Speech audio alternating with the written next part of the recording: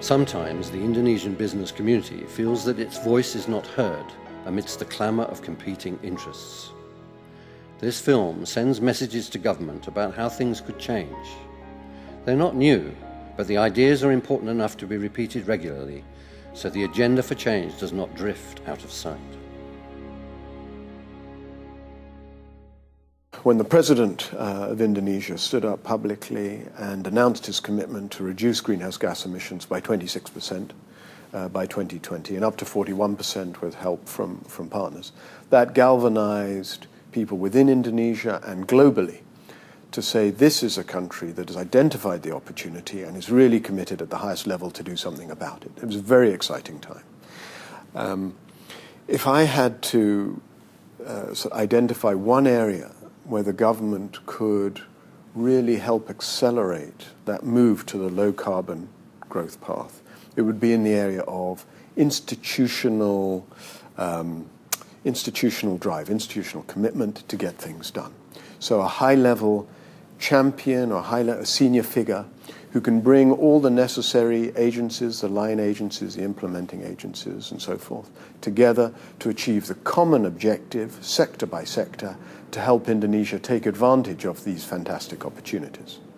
And then government themselves, well, they have the power to do a lot, power to really push this sector forward.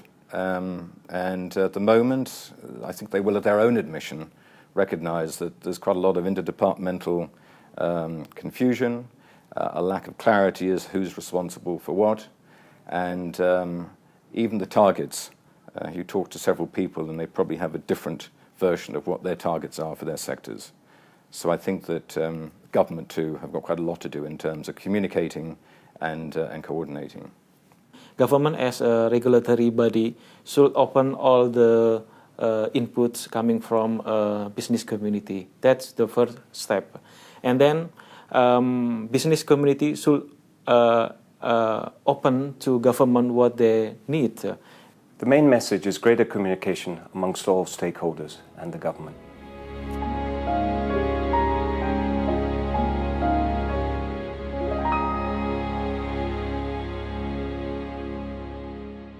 The economy has to go to a green practices, and it needs incentive policy from government. Incentive for both local governments, governor and bupati, as well as for investors, producers and traders. The incentive would be that for investment who want to come to Indonesia, if they come and put the investment for green technology to produce clean products, they have to get some incentive because it's more expensive for them to invest that. The incentive could be on tax, could be on less bureaucracy, easier access for land identification and so on. And also for the producers to have the incentive to produce that. And also for the governor and bupati, so the success of governor in governing the province and the kabupaten is not merely look at how the economic is growing, but also looking at sustainability and how the environmental is being kept. The government could probably be more proactive in promoting such investments into low-carbon initiatives by providing tax incentives for companies to do so. This would facilitate companies making such an investment. But it could also provide perhaps some infrastructure that would allow us to make such investments easier. I think what's needed is not only we have to be more active in informing the people, but from the government side, I think it's also important to come up with some incentives so that people would really be encouraged or be stimulated to, take this seriously, this environmental issue, this renewable energies. I think in other countries, they provide that kind of incentives. I think that's what we need to do also here.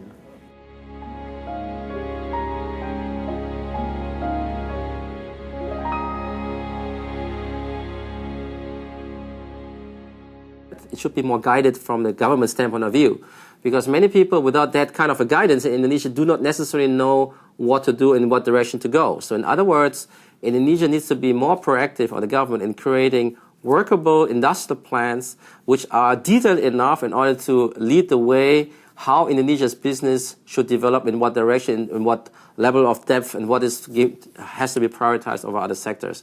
It cannot be left to the business alone with just very macro guidance. We need to be more detailed in that. So across a whole range of business sectors, and indeed across a number of government agencies, national and subnational, there is only an emerging awareness of the opportunities about how to do something to help Indonesia move to a low-carbon growth path. So the role of outside expertise, combined with the academics in Indonesia, there's a very important role to transfer information, make it widely available, to raise awareness amongst these stakeholders. Because until you have that knowledge and information, it's going to be very difficult for the private sector or the government sector to take advantage of it.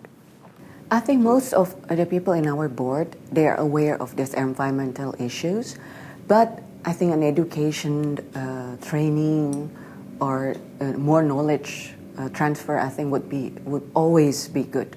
I mean, learning is always good, learning new things, and it will give people better understanding.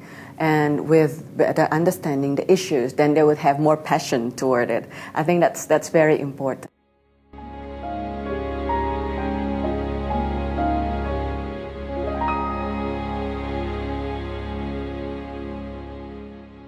This country is still in development, although the economy is growing very fast.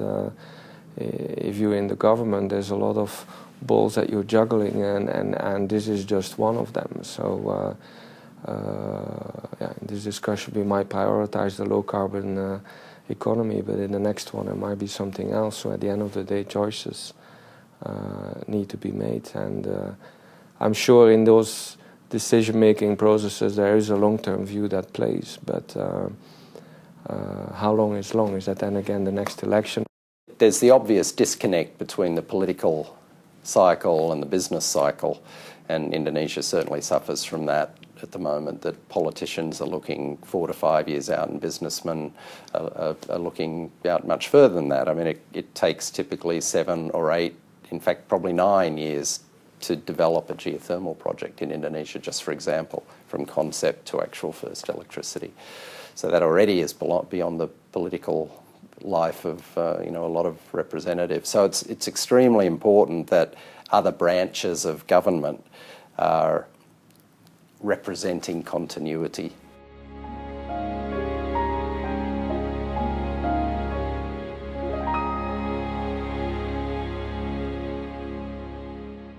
I believe that certain parts of society in Indonesia are stagnant, and therefore we need to basically have a helping hand to those people, to basically include them in this growth cycle, in the upturn, so that will not be left alone, and basically we have a larger discrepancy that we would hope for in the beginning. So that is a job of government, because business doesn't do it by itself. I think they spend some money on CSR, corporate social responsibility, but it is not business's job to basically take care of all parts of society. That's the government's job. State itself considers that right now they face a lot of challenge that cannot be solved by their own selves. They should cooperate with other states. So they create supra-state level. But in the same time, the agreement in the supra-state give a lot of limitations of state to protect its citizens. So state becomes stuck in the middle.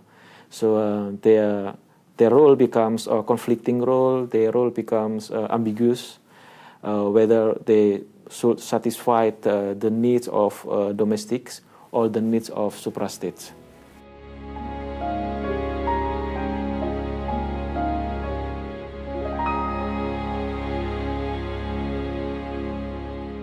We need the backup of resources, of access to finance, access to transfer of technology. And this requires the public funding, because the kind of money, the kind of return on investment is too low really for normal investors, normal private investors, or normal fund, capital funds, equity funds. They find the business, our business, not attractive yet. But we are the ones who have to start off with this kind of business. It's not going to be such an attractive return straight away, but in the long term, the benefit, the economic benefit, it's considerable. I think Indonesia sometimes has an issue with making decisions that are pro-business, but unfortunately not necessarily popular. A classic example would be the implementation or the correction of the existing labor laws in Indonesia, which are seen as pro-labor, but not necessarily pro-business. And we need to balance that better. And some of the decisions to be made, and I don't want to be too specific, are probably not popular, but they are necessary to basically attract more people to come in Indonesia. Not only foreign investors, but in fact also for domestic investors. Businessmen will steam ahead and they'll take risks and they'll invest large sums of money and they'll make this business work, but they need the institutions to support them. They need to be sure that they're going to get a reasonably reliable rate of return over the period that they need to make that investment. If they get that, it'll boom. The business will boom. And that's all we need from government, is the institutions in place and the right institutional support. And I know the central government is trying to put that in place now, but it's not quite there yet. Very often, they come up with regulations or policies that they believe is good for business, but it turned out that sometimes it is not that easy to be implemented because business knows better how business world works, and our friends sometimes in the government are not really familiar with how really business works. So I think it's important that we give the right inputs to our friends in the government so that they could come up with the right policies that is more pro-business.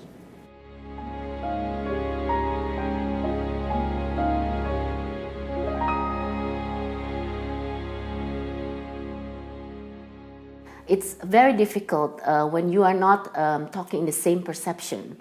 That people always figure, okay, this is what we want from the business community side, and the government always feel, this is what they want from their side. So I think what we are trying to do here as Kadin, as the Indonesian Chamber of Commerce and Industry, is to facilitate, to open up this communication. I believe that the people in general understand the issues that we're facing today, especially on the climate change and the entire environment.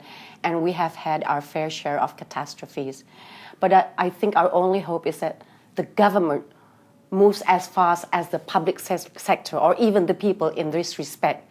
Because if we can move forward hand in hand, then we will be able to reduce the delays. We've looked at Indonesia and identified it as one of the countries where the move to a low-carbon economy can make the biggest contribution to the quality of lives of Indonesia, as well as contribute to the global public good of reducing greenhouse gas emissions. So for us and a number of development partners of Indonesia, this is a very exciting country to work in. The business community of Indonesia is fully aware that the government wants to hear their views. We also recognise that sometimes we do not always speak as one voice. Kadin and Albi and its many partners are bringing forward and coordinating the ideas for change that will strengthen the collaboration. But first of all, the messages need to be opened up for discussion, not bottled away for some time in the future.